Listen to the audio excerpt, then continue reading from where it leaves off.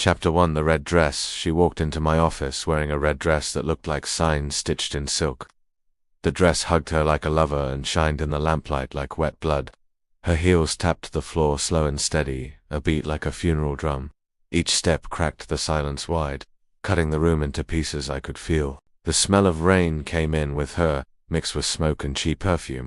Her cigarette burned low, ash long, smoke curling, lazy like a ghost with no home. Her eyes fixed on me, quick, blue ice that cut sharp, steady, and unblinking.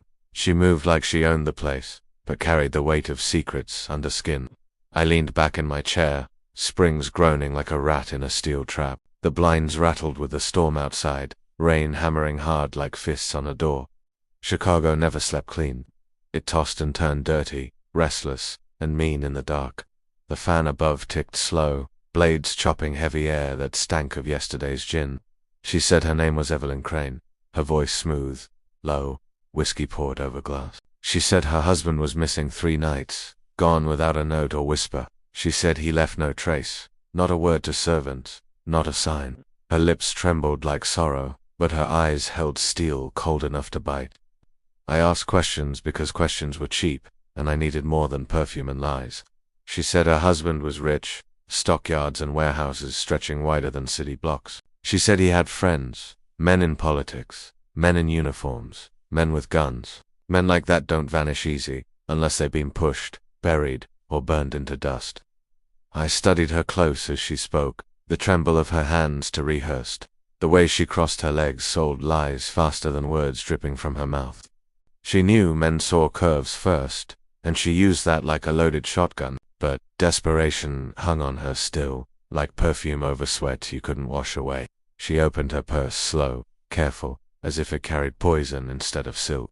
She pulled a photograph, edges worn, face of a man thick with cruelty.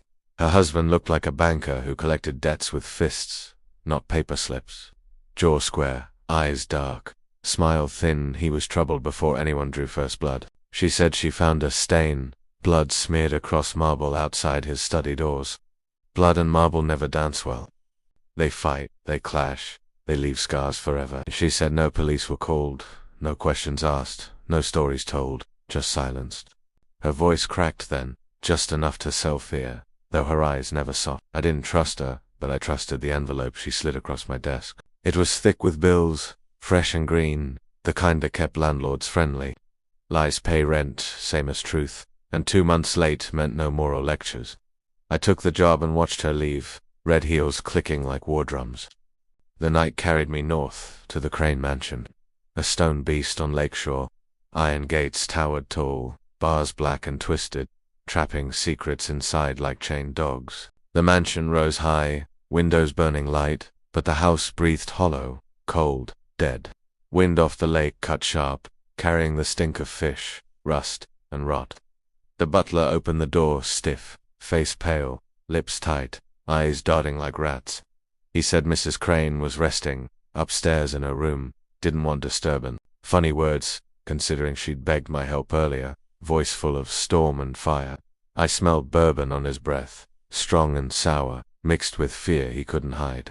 The study waited dark, wood-paneled walls closing in like a coffin built wide. Cigar smoke lingered stale, heavy, thick, clinging to drapes like a drunk's regrets. The marble floor told its story loud, blood-pooled dark, dried sharp, still whispering screams. Someone bled heavy here, no accident, no stumble, no quick cut that healed. A trail of drops led out, small but steady, like breadcrumbs for the grave. I followed slow, steps measured, every creak in the boards screaming louder than thunder. The air grew still near curtains, fabric shifting like it breathed with hidden lungs. A faint scrape came low, soft as a rat, but heavier, meaner, deliberate. I froze, gun hand, ready, finger tight, eyes searching shadows like dice in smoke. The flash came quick, silver gunmetal biting the lamplight, trigger already pulling mean. I dropped low, bullet singing past, shaving air hot and splitting wood sharp. Splinters cut my cheek open, warm blood dripping, salt on lips tasting like rust. I rolled hard, pulled my .38, steel cold and certain in my sweating hand. I fired once, loud, hard, the sound cracking like thunder inside a graveyard. The shadow staggered back, groaned low, and fell heavy, body hitting boards like beef. I kept low, moving, careful, pistol steady, every sense burning alive with smoke. The man on the floor wore livery, Crane's colors, jacket darkwood spreading red. His eyes stared blank, wide open, mouth gaping like words froze before they left. Blood seeped out fast.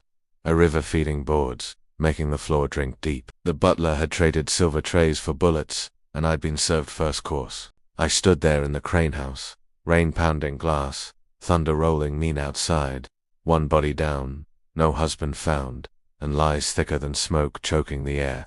And I knew then, clear as sirens, this case wasn't about a missing man. It was about how many bodies would fall before I reached the truth.